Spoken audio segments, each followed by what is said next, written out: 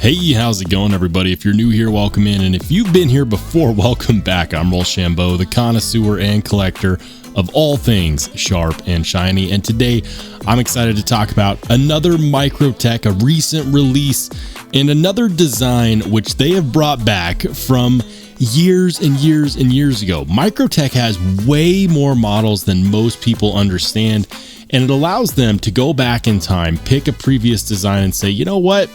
Let's make this again, but this time let's make it better. Let's make it cooler.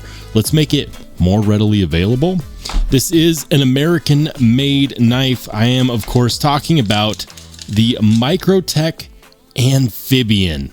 Shout out to Blade Runner HQ for loaning me another knife that I've wanted to check out for a while. I really couldn't do this without them. I greatly appreciate their willingness to share and to allow me to share with you what are some extremely cool knives. Now, I've been picking up Microtech after Microtech after Microtech ever since the end of 2023, and even a bit before then. And the Amphibian has been one that's been on my radar for a minute. But you know, the problem with knives like this is that I get them in as loaners, and then I immediately want to buy them.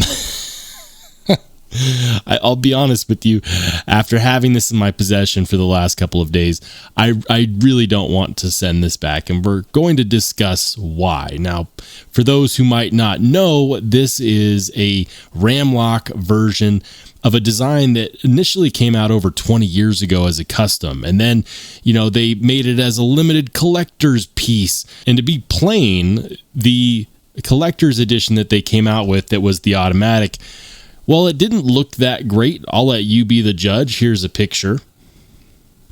And as you can see, it is a far cry from what we have here right now. This is a manual knife. This is not an automatic. And what you're looking at is 9.5 inches long with a 4-inch blade made of M390. We have a beautiful stonewash with a beautiful flat where this oddly shaped thumb stud rests. Also on this particular one, we have a partial serration. Now, I am not typically a fan of serrated knives or even partially serrated knives. I'll make an exception for this one, and I'll tell you why. Because of the way that this edge is shaped, it goes here into a nice belly and then it goes into a recurve. A lot of people, a lot of enthusiasts specifically, are afraid of recurves, but if you're looking at a Microtech, you shouldn't, and that's for two very good reasons. The first one is that even if you are a knife sharpening plebeian, you can send your knife into Microtech and they will sharpen it for you for free. Now, how long will that take? God only knows. It kind of depends on their schedule, but that is an option. You can send it to them and they will sharpen it. And the second reason is that on this specifically, let's say that you decide that you don't want to wait for Microtech to sharpen your knife. You're a manly man and you sharpen your own knives. You don't have to worry about sharpening the recurve because the recurve is serrated, and you don't typically have to sharpen serrations very often, if at all, and you don't have to focus on anything other than this regular belly right here. Now, for those of you who want to know more about knife sharpening, there's tons of videos out there, but sharpening a recurve is actually not that difficult. And if you're avoiding some seriously cool knives because you think that it is, I highly recommend that you look up some videos on YouTube about how to sharpen recurves, and it might actually just take the edge off of that subject for you. Back to the specs, the handle scales on this particular one are fluted aluminum. Now, if you look here, that fluting is really well done, and I like it because it's comfortable in the hand. This is not a small knife. This is actually a pretty decently sized knife, and for a comparison, we'll go ahead and put it up against my Microtech Ramlock Stitch, which is not a small knife by any stretch, but it is, I would say, a little bit smaller than the Amphibian. I love it, but it's not for everybody. Some people said, you know what, we want a more traditional looking knife, but keep it crazy, and then Microtech delivered with the Ramlock Amphibian. So aside from it not being an automatic, and aside from the obvious update to the blade shape, which makes it almost look like a kukri, we've got some really nice styling here between the fluted handle scales and, of course, this backspacer, which almost looks like it's floating. The addition of their Ramlock, which some people love and some people don't, but honestly, I really enjoy it. We also have what is quite possibly the best pocket clip you can currently buy on any Microtech knife. This is a 3D milled titanium pocket clip, and you can see right there it has the birth date for when it was made. This particular one was made in March of this year. So that's 03/2024. One thing that it is missing, and this is one thing that I will say as an enthusiast, as a user, and as a collector, on knives like this, Microtech was known for putting serial numbers on all of their knives for the longest time. Now, maybe I just can't see it because I haven't taken this knife apart, but it should have a serial number. I really enjoy those as a collector. Yes, I carry my knives and I use my knives, and so in that facet, it might not matter that much to many people, but to me as a collector, it does matter. It's nice knowing what number my knife is, and it also gives it a unique identifier. So that is honestly something that I would love to see Microtech get back to on their ram lock designs. Give us serial numbers, let us know, even if it's a high serial number. I would rather have it than not, and it would be really cool to be able to mark its place in history with that unique identifier. Hardware on this knife is big, boy. Let me tell you, we have T8 body screws, T8 pocket clip screws, and then a T20 pivot. That is beefy, and I really enjoy the overall aesthetic. The action on here is very, very nice. It's similar to what you're going to find on the ram lock stitch, so if you already have one of those, this could definitely be a natural progression for you. And the ram lock is one of those which is kind of like the lock on a benchmade Anthem, so if you enjoy that, you'd probably also enjoy this. Another feature which is cool is that they have thought of the lefties, which is great because a locked style like this is not going to exclude them.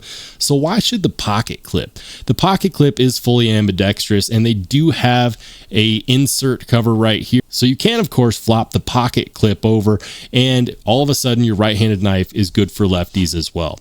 That's really nice. A knife like this isn't meant to just be uber beautiful and never used, and having the ability to swap that over means that they don't have to have a completely separate lineup for people who are left-handed.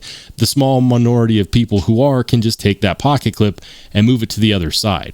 Overall, I think that this design is both stunning, it's aggressive, it feels really good in the hand, and I even like this sawtooth jimping that we have here on the spine of the blade.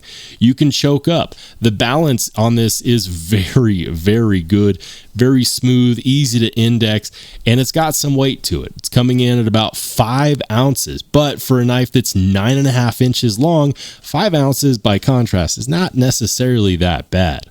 And if I had one absolute detractor aside from the serial number that I absolutely had to talk about, it was the addition of this lanyard hole. Now, I will use a lanyard on a knife that has a short handle because it gives me extra grip and it gives me something to pull the knife out of my pocket with once it goes for a dive. Because for one, it's on the back of the handle scale instead of hidden within this back spacer. And for two, you don't necessarily need extra grip. You've got plenty of handle skill here. Even if you have XL size gloves, you're not going to have any issue getting a nice full 4-finger grip on this bad boy at all. Is it a deal breaker? I don't think so. I think most people will just say, you know, it's cool, it's there, but I don't need it, and then forget about it. But I do think that they probably should have just deleted it or included it in the back spacer as kind of a hidden pin type deal. Ultimately, this knife is a return to form for Microtech. This is 100% made right here in the USA, and I think that that's important. We need more American knife companies coming out with new designs, refreshing old designs, and coming out with new locking types that really push the bounds of what we have expected within the last couple of years. Every day I talk about liner locks, I talk about frame locks, I talk about axis locks, and it can get a bit old. So seeing a new variation of a locking mechanism is nice. It is refreshing, and it also pushes the bounds of what is currently acceptable, and that's highly, highly important. So my hat is off to Microtech for not just holding pat with their same design lineup that they've always had and actually branching out and making old designs newer again, and then also coming up with a new design like the ram lock in general. But I'm curious to see what your thoughts are. What do you think of the Microtech Ramlock Amphibian for 300 bucks. What do you think? Is that a good deal? Is it too much money? Have you tried one? Are you thinking about trying one? If you do want to pick one up, check out the link in the description down below.